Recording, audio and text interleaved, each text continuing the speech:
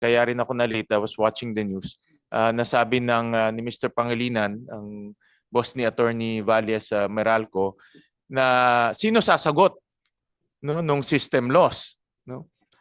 Obviously ayaw namin mga consumer sagutin 'yon, no? Kaya it ang nagpasa ng bills para tanggalin yung system loss.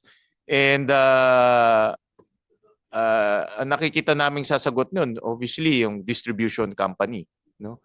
And it will be part of their cost or expense, no, in generating electricity or in transmitting electricity. So nakikita ko naman ang kagandahan naman doon ay mapapwersa ngayon yung mga distribution utilities to be more efficient. Ngayon kasi efficient or not efficient, bahala na si consumer. Papasa na yon. Of course, sinasabi nila may technology and all that.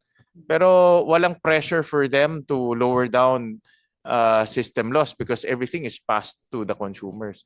So ngayon, since it's part of their cost na, mapapwersa sila na talagang pababaan or kung pababaan or tanggalin yung system loss lalo na pagdating sa technical. No, sa non-technical, makipag-usap na lang sa mga pulis para hulihin yung mga nagja-jumper. Mga jumper yan di ba? Mga jumper o barangay or ano. Di ba? Para completely matanggalin non-technical. But ang point of the matter there is, as consumers, agree that it should not be passed on. No? Dahil nga, hindi naman namin kasalanan yung technical losses. Hindi rin naman namin kasalanan yung jumper.